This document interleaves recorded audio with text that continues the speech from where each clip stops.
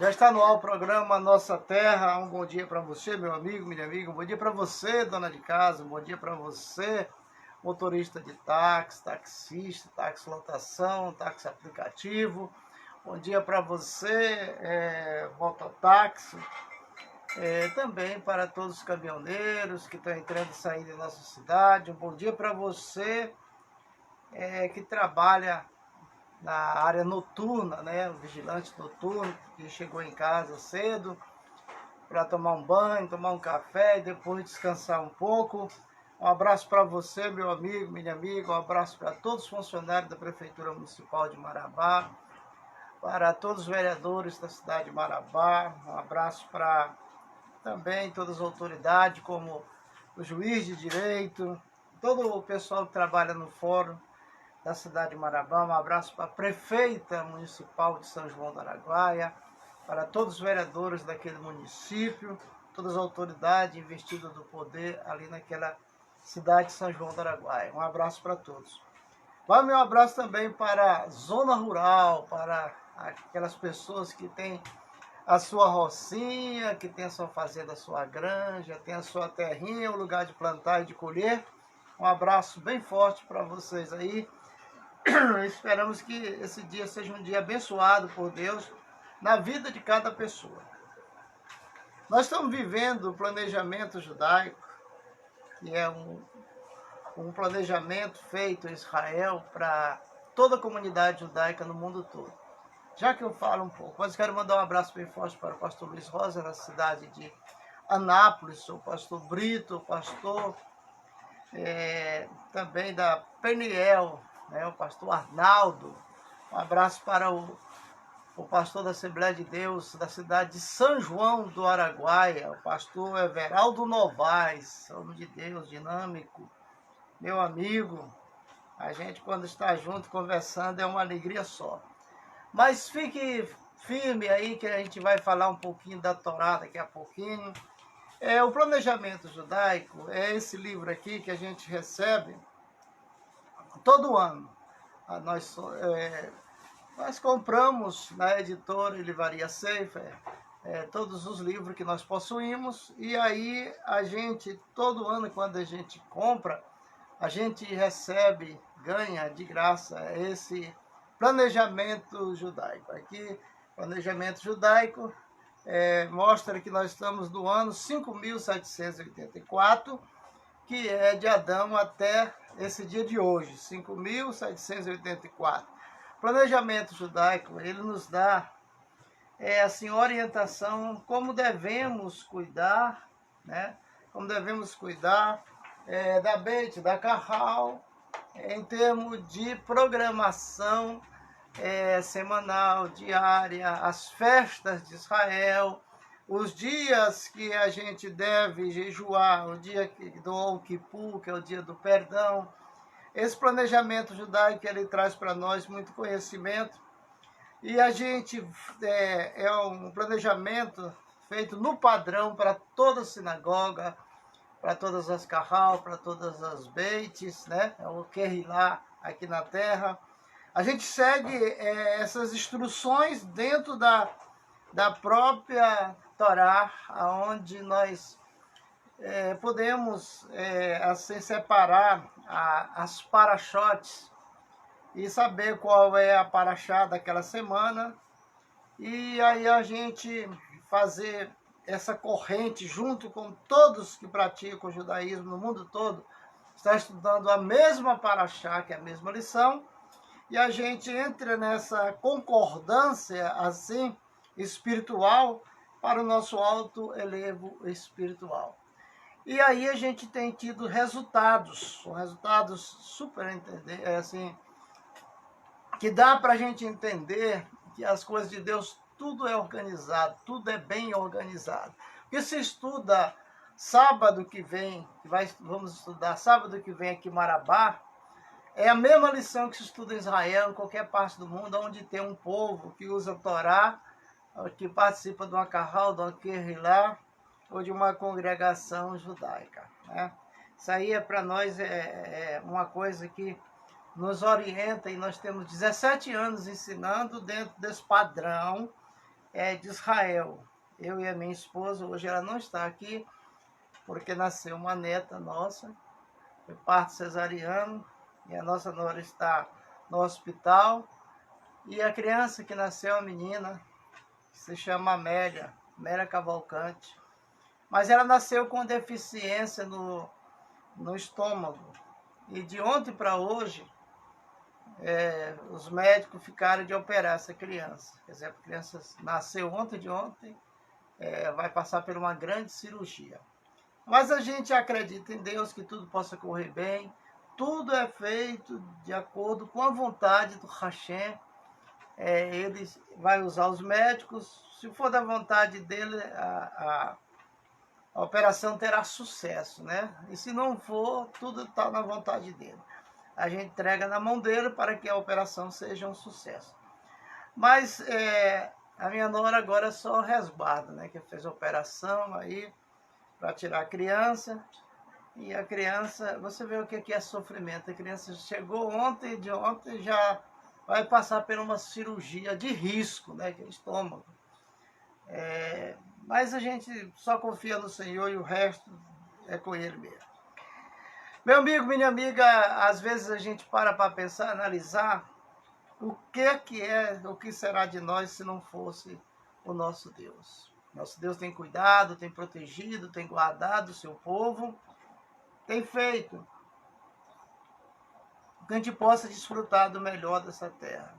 E para nós fazermos isso, é necessário que a gente faça com amor, com alegria, auxiliando na caridade, ajudando os menos favorecidos financeiros, levando a palavra dele àquelas pessoas que precisam. Tem gente que tem tudo, mas lhe falta a palavra de Deus. E a gente tem esse favorecimento de levar a palavra de Deus àqueles que precisam. Então é necessário que cada dia que a gente esteja trabalhando na obra de Deus, a gente trabalhe com alegria, com a fé, na certeza de que vamos vencer e que Ele está conosco e que Ele muda o curso de tudo aquilo que Ele quer, porque somente Ele é Deus e está acima de toda circunstância, né? Para nós começarmos hoje falando de Êxodo, né, que é o Shemot, no capítulo 39, a Paraxá de Pekudé. Hoje é terça-feira, então vamos fazer a leitura do texto bíblico que diz o seguinte: e fez o manto de efode, obra de tecelão, de todo tecido de lã azul celeste. E a boca do manto era dobrada por dentro como cabeção de malha, com uma orla ao seu redor, para que não se rompesse. E fizeram sobre as orlas do manto romãs de tecido azul celeste e púrpura, carmesim e linho torcido. Fizeram campainha de ouro puro e puseram as campainhas entre as romãs, sobre as orlas do manto. E ao redor, no meio das romãs, uma campainha, uma romã, outra campainha e outra romã, e sobre as orlas do manto, ao redor, para servir como ordenou o Eterno a Moisés. E fizeram as túnicas de linho, obra de tecelão, para Arão e para seus filhos, e a mitra de linho, e os adornos das tiaras de linhos, e os calções de linho e de linho torcido. E o cinto de linho torcido, azul celeste, púrpura e carmesim, obra de bordador, como ordenou o Eterno a Moisés. E fizeram o diadema da coroa da santidade de ouro puro, e escreveram sobre ele as escrituras como gravura de selo, santidade ao Eterno. E puseram sobre ele um cordão de lã azul celeste, para pô-lo sobre a mitra, por cima, como ordenou o Eterno a Moisés. E acabou-se todo o serviço do tabernáculo e da tenda da reunião, e fizeram os filhos de Israel como tudo que ordenou o Eterno a Moisés, e assim os fizeram. A gente pode observar e o Eterno passa o comando para Moisés e diz: Moisés, faça assim, a cor que eu quero é assim, o calção é assim, as cores que vão acrescentar no alforje, no alforje você vai fazer assim, assim, assim, com a borda, com a orla amarrada assim, para colocar uma romã e um sino, né? Então, nós podemos ver que a veste do sacerdote aqui foi desenhada pelo Criador, né? O Criador desenhou, e isso fez com que a formosura das suas palavras viesse trazer o crescimento espiritual para o povo de Israel que estavam ali, naquela época, vivendo no deserto.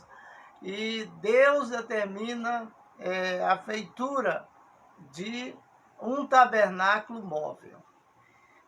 No versículo 30, diz: ouro puro, o Talmud Shabat conta que um nobre pagão, tendo ouvido relatos das magníficas indumentárias que vestia o sumo sacerdote, o Kohen Gadol, dirigiu-se ao chefe da célebre escola Beit Shammai e disse: possuo uma grande fortuna, sou muito considerado entre a gente, convertei-me-ei ao judaísmo com a esperança de ser algum dia sumo sacerdote e poder levar os seus ornamentos.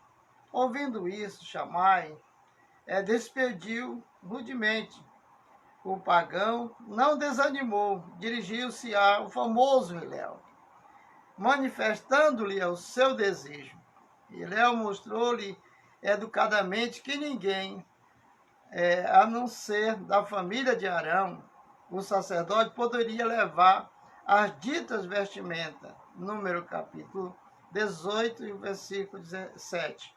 O pagão compreendeu e renunciou às suas pretensões, mas converteu-se ao judaísmo e foi um bom israelita, fazendo parte do reino de sacerdote. O povo de Israel vive em Egito, em Êxodo 19:6. Então ele disse: a reduza de Shammai, me rechachou, mas a doce maneira de Hilel me recolheu e me fez chegar a isto que sou. Nós podemos pensar, analisar que a palavra de Deus, ela tem que ser pregada com amor, com carinho. Muita gente prega com exaltação, estupidez, se exaltando. A palavra de Deus não é para pregar desse tipo. A palavra de Deus é para pregar com carinho, com amor, como fez Hilel. Se observar aqui, essa pessoa procurou ali a Beit Shammai, aonde ali havia um sacerdote, um Kohen Gadol, né? Diz que dirigiu-se ao chefe da célebre escola de Beit Shammai e disse: possuo uma grande fortuna e sou muito considerado, né, como gente. E aí eu quero me converter ao judaísmo. A esperança de ser algum dia um sumo sacerdote e poder levar os seus ornamentos. Ouvindo isso, Shammai. Aí entra um paradoxo entre Shammai e Hilel. Shammai e Hilel. Hilel, a palavra nos mostra que Hilel foi uma pessoa que era pobre. Mas um dia ele colocou na cabeça que ele seria um sacerdote. Mas para isso tinha que fazer o curso de teologia judaica na Yeshiva. Mas ele trabalhou e começou a fazer o seu curso. Ali juntamente com as crianças, os adolescentes da época.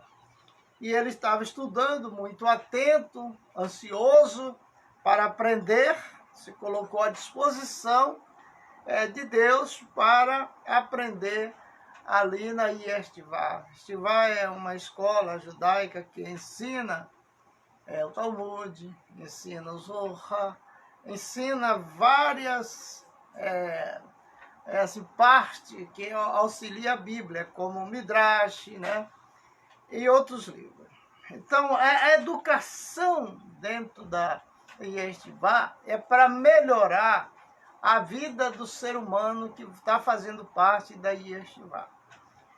E ali, Hillel, levando a sua vida ali de um homem dedicado aos seus estudos, mas um dia houve um problema. O seu patrão chamou e deu as suas contas. Diz, ele ficou desempregado sem poder pagar os seus estudos. Shalom, Evanice. Sem poder pagar os seus estudos, né? Então, aquele pobre Hillel, mas que era rico em sua formosura. Vem cá, meu neto, vem. Vem aqui. Shalom. Me dá um abraço.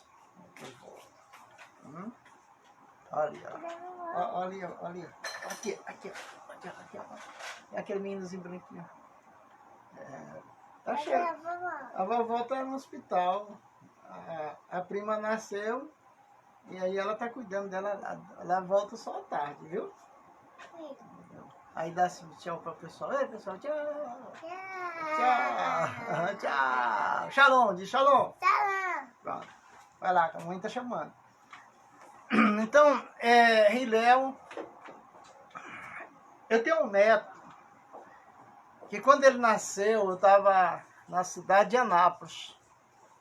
E aí é por a gente falar muito em Hillel, porque é um exemplo para nós de vida. Uma pessoa que veio da pobreza, que cresceu.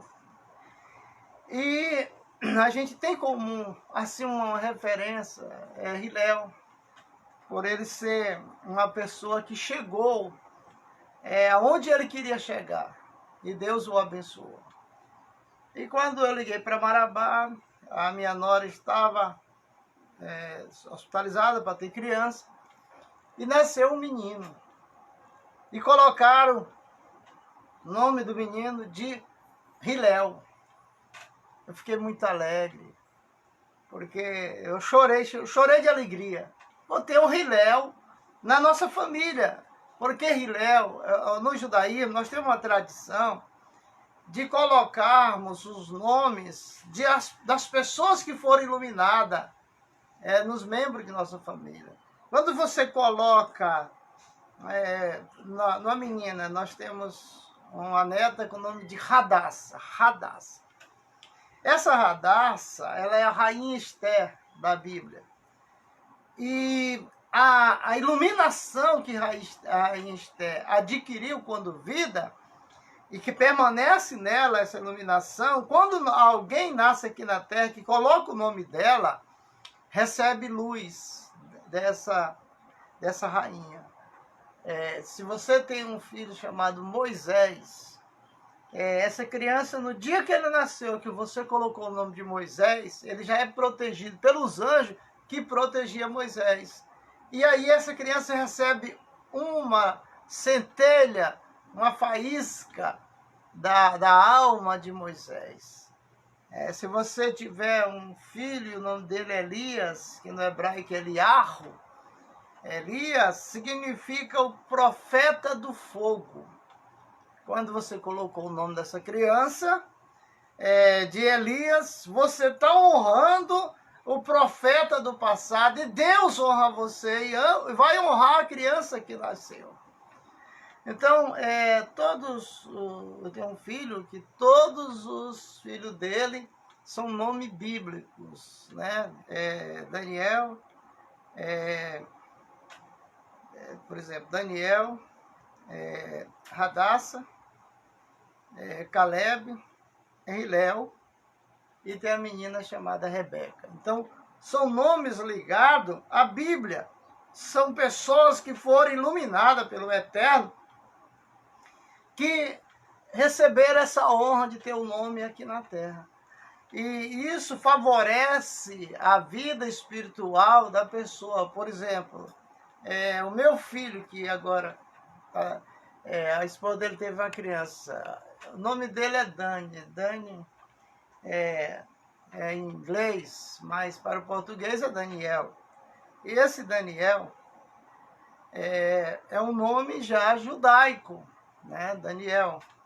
A prova é que quando ele estava lá na Babilônia, trocaram o nome dele. Mas o importante é que Daniel, para Deus, permaneceu sendo Daniel. A identidade dele seria essa. Então, há uma ligação quando você vai colocar o nome num filho ou numa filha, que você coloca um nome bíblico, né? Aí a minha filha Daniela teve uma menina, que é a Jennifer.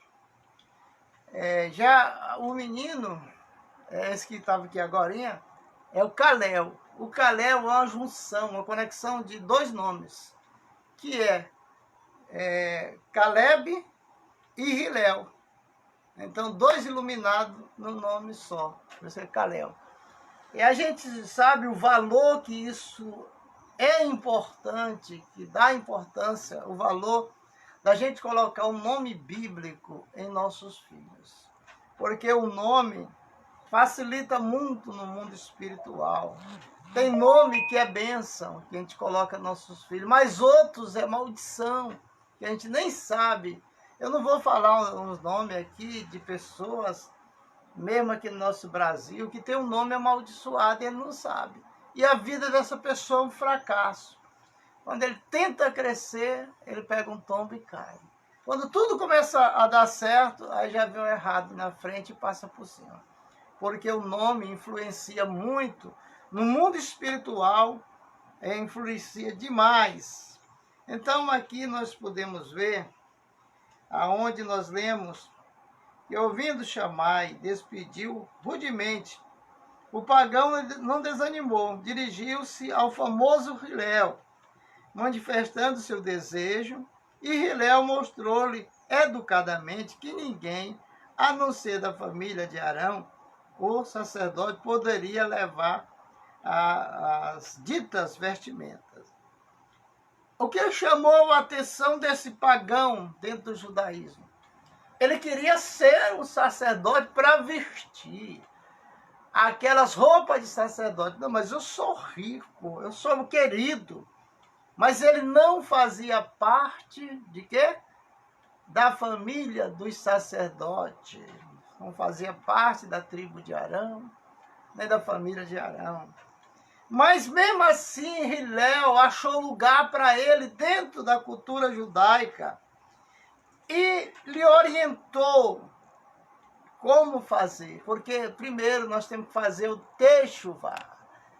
Quando a gente chega ao judaísmo, a gente vai aprendendo, vai se adaptando, não é fácil, leva anos e anos, até você decidir a sua vontade. Porque no judaísmo, a gente, por exemplo assim, eu fiz um movimento agora, com 500 pessoas, no mês passado. Eu mais um grupo, nós reunimos aí, uma equipe, e aí eu digo, vamos fazer assim, assim, assim. Fizemos, 500 pessoas, lá no casarão. A gente, no judaísmo, a gente prega a palavra, mas não faz o convite. Porque você pode observar que lá no Egito, havia Moisés e o israelita, mas havia 71 nações junto com eles, preso como escravo lá no Egito. E o que aconteceu ali? Nunca ninguém falou que Moisés converteu nenhuma pessoa daquela nação para o judaísmo. Eles estavam juntos ali, mas ele respeitou o direito religioso de cada um. Então, dentro do judaísmo, não tem esse negócio. Não, vou fazer um movimento e convidar as pessoas para aceitar e entrar para a nossa religião. Não, a gente faz movimento para divulgar a palavra, como nós estamos fazendo. Vamos fazer uma agora, dia 30, dia 27 também de abril, nós teremos aí um grande seminário com uma pessoa que tem um livro que ensina como prosperar e mostra por que a gente não prospera como devia prosperar. Porque ele diz que a nossa mente ela tem muito bloqueio do passado, quando lá no Egito nós fomos transformados em escravo, e a mente do escravo ela leva muito tempo para ela se tornar uma mente normal, para poder ser um empreendedor, para poder prosperar. Por isso que muitas pessoas começam negócio e esse negócio cai. Começa bom, mas depois começa a dar para trás. Por quê? Porque a tua mente não está voltada para entender aquilo que você quer, aquilo que você precisa. Você está preparado para administrar uma pequena empresa? Aí você não está, você pensa que está, que sabe, porque fulano fez, ciclano fez, que é menos competente do que você, aí você fracassa e o outro lá sobe. Porque a nossa mente, ela existe bloqueios. A mente é uma universidade muito grande, aonde existe na mente do ser humano muitos bloqueios que precisam ser desbloqueados. Pode ser na área da saúde, pode ser na área econômica, na área familiar, financeira. Tem muita gente que ganha, mas não segura. Isso aí tem que haver um desbloqueio. Então, esse seminário que nós teremos dia 27 de abril é um seminário voltado para a prosperidade. E aí nós conseguimos, já negociamos com esse doutor, que é pastor, que é teólogo, ele virá em Marabá, ali no Casarão. Nós teremos um seminário de graça para todas as igrejas, todas as religiões, que você quer prosperar, seus líderes, venha assistir. Lá ele tem um livro, você compra o livro é um livro grande, de 500 e poucas páginas, onde te ensina só você prosperar na área financeira, saúde, familiar e outras áreas da vida que às vezes está desbloqueada. Ele ensina você a desbloquear a sua mente e você começa a prosperar.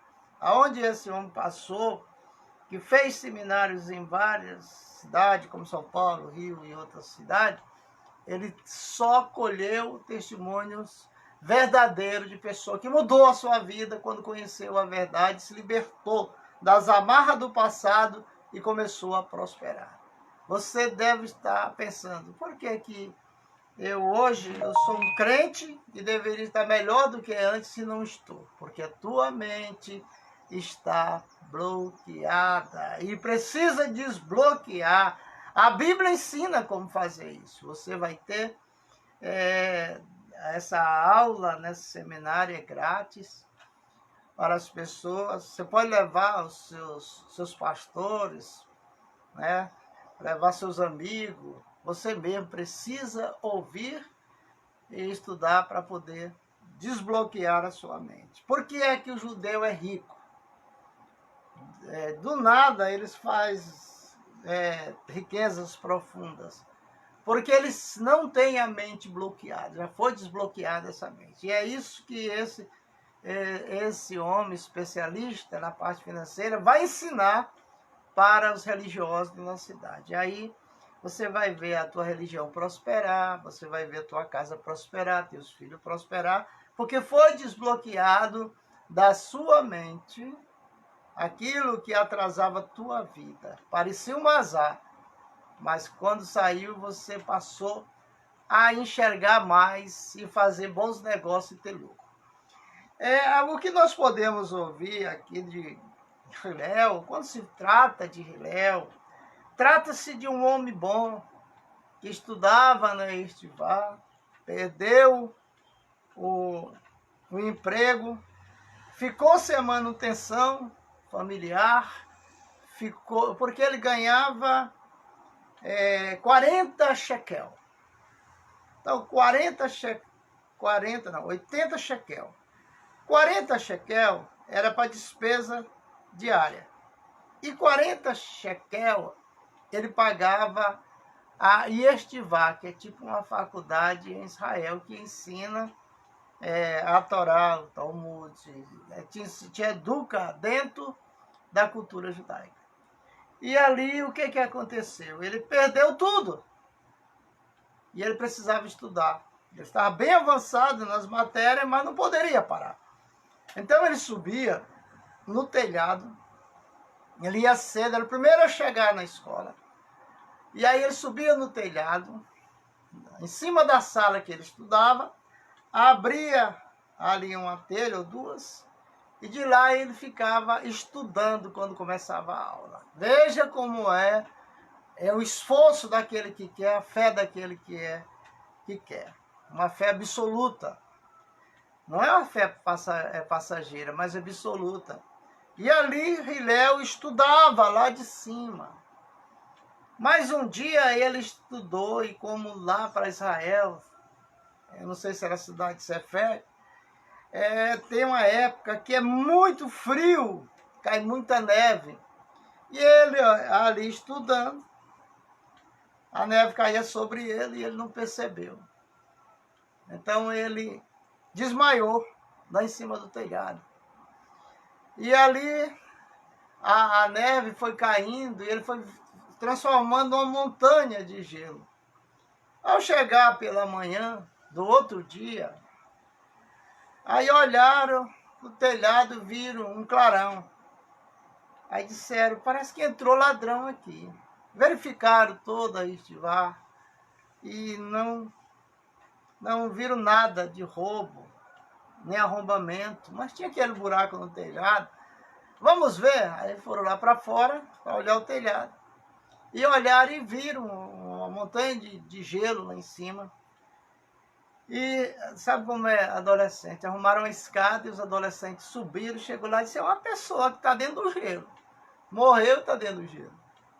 Aí pegaram com muito cuidado, trouxeram, colocaram na calçada ali da escola. Quando o reitor chegou, que viu aquela aglomeração, deu logo uma bronca. Por que vocês não estão na sala de aula? Aí não, porque aconteceu aqui uma coisa, ninguém está entendendo. Que coisa que aconteceu? Vocês tinham que estar na sala de aula. O reitor era muito brabo. E ali foram olhar para o que tinha acontecido ali. Estava aquele monte de gelo se derretendo, já virando água, e apareceu a forma de um ser humano. E foi derretendo por causa do sol, e ali pararam que era Hillel, que estava transformado em uma pedra de gelo. E as pessoas, e os colegas e os amigos choravam, porque gostavam de Hillel, e começaram a orar, e pedir para o Hashem devolver a alma de Hillel. E aquele monte de jovem adolescente orando, clamando ao Hashem, aí Deus atende a oração dos adolescentes, e aquele gelo se quebra, e Hillel acorda. E ele admirado, porque estava rodeado de seus colegas, e aquele monte de gelo, corpo frio. E aí o reitor perguntou para ele, Hillel, por que você estava no telhado? Por que aconteceu de você ficar congelado dessa maneira? Aí ele falou a história dele. Então é o seguinte, eu estou adiantado nas minhas aulas, mas perdi meu emprego, perdi o meu sustento e perdi o dinheiro de pagar a yeshiva, a escola. E aí eu fiquei com medo de perder as minhas aulas e subi no telhado para assistir lá de cima. Mas você não vê que o telhado é alto? Você não tem medo de cair, de morrer? Olha o que aconteceu contigo. E, Léo, a partir de hoje, você não paga mais nenhuma mensalidade, Está livre para estudar. Não arrisca mais a tua vida, não. Está livre para estudar. E aí, a partir dali, Hilel se dedicou mais, e mais, e mais. E foi crescendo ali naquela escola, a ponto de se formar e depois passou a ser professor. Hilel, daquela faculdade, ele se tornou o reitor do futuro. É isso, a fé é o firme fundamento das coisas que se espera que não se vê. Tenha fé em Deus, confie nele, mas tudo ele fará. Você pode, sim, você pode conquistar tudo o que você quer, mas precisa de ação e reação. Você precisa insistir, não desista dos teus sonhos. Nunca desista dos teus sonhos. E Hilel ali se tornou muito querido naquela faculdade. A história de Hilel correu na época as cidades e cidades. Pessoas vinham de longe para ver ali o professor Hilel. É um iluminado de Deus. Então eu tenho um neto com esse nome. Um menino muito inteligente mesmo. Tira notas boas na escola. É um menino muito bom. E a gente pede ao Hashem que ele siga os caminhos de Hilel, porque Hilel iluminou muitas almas com a sua sabedoria, com a sua bondade, com a sua mansidão. Você sabia, quando a gente é um exemplo, mesmo que as pessoas não valorizem, mas quando a gente é um exemplo, esse exemplo bom, ele vai figurar por muitos anos. Ontem eu estava aqui na minha casa, quando chega uma pessoa, aí veio para fiscalizar toda a energia da placa solar, tudo que é elétrico aqui dentro de casa, medir tudo, com aparelho, com tudo. E a gente começou a conversar, mas eu não conhecia ele. Aí ele subia no poste, eu ali atrás, olhando tudo, dando assistência, perguntava uma coisa, eu respondia. Aí depois ele disse, como é teu nome? Eu disse, é Cavalcante. Aí ele ia anotar lá no papel. Aí disse, rapaz, tu é o Cavalcante do rádio, da televisão. Né? Aprendi muito contigo. Aí quanto tempo faz que tu assiste? Já tem mais de 30 anos que eu te escuto. Então a gente deve fazer, como está escrito no livro de Eclesiastes, capítulo 11, lança o teu pão sobre as águas e depois de muitos dias o achará. Aí tem gente que fala assim, mas eu não nasci para ser pregador. Tem mulher que fala, não, eu não sou pregador não, mas você sabe ler, sabe escrever, sabe falar e faz uma leitura perfeita. Você não é pregador, é preguiçoso ou preguiçosa. Nós temos que expandir a palavra de Deus, como ela é. E para isso, nós precisamos só colocar a nossa vida nas mãos de Deus, e Deus fará de nós uma pessoa que venha orar pelos enfermos, que venha pregar, ensinar a palavra, que venha dar conselho. Eu lembro que uma vez na cidade de Abaetetuba, eu cheguei numa padaria, era umas 6 horas da tarde, estava entrando um novo dia, aí eu cheguei e uma moça veio me atender. E eu falei assim, olha, Deus te ama. Aquela mulher deu travou. Aí ficou olhando para mim assim, as lágrimas caindo. Ela falou assim, nunca ninguém falou para mim assim, como você falou. Aí, por quê? Não, porque essa palavra foi muito poderosa na minha vida. E aí, eu senti a presença de algo maravilhoso quando você falou que Deus me amava. Então, você, meu amigo, minha amiga, você é uma cachoeira de poder da palavra de Deus. Agora você pegue e não use não para te ver se tu não vai para o leito da enfermidade. Não usa não para ver se você não vai para o bucho do peixe, como foi o profeta. Aquele homem que era um rei muito rico, ele tinha tudo para vencer com a palavra de Deus. Mas um dia Deus botou ele lá no leito da enfermidade mesmo.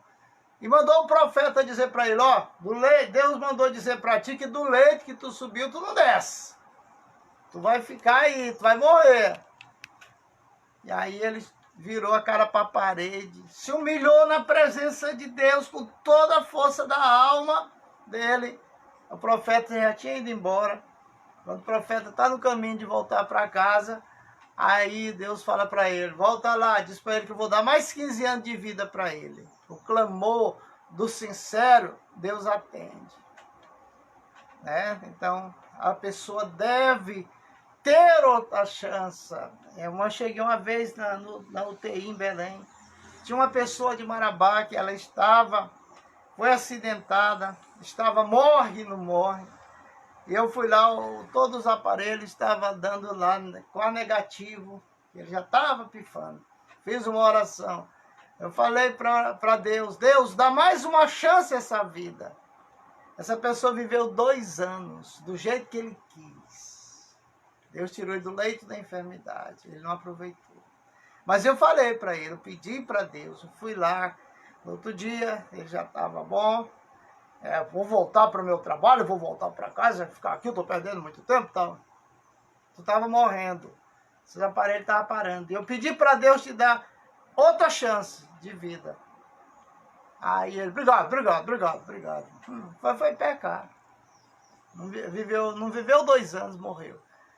Um abraço aí, o Kel, Arcanjo, Shalom, Cleo. Shalom, Cleo. Então é isso aí, gente. A gente deve saber que Deus, ele dá chance para quando você se humilha, se arrepende e deixa, ou que há um intercessor orando por você. Muita gente aí tem falado assim, mas meu Deus, eu queria tanto que meu filho ou minha filha voltasse para ti, fosse um servo, uma serva, mas você não faz por onde? Você está orando por ele ou por ela, está jejuando, jejum mesmo, de 24 horas, uma vez na semana. Você está pagando o preço? Se tu não pagar, meu irmão, o mundo oferece muito mais. Então faça isso. Quer mudar a vida do teu filho?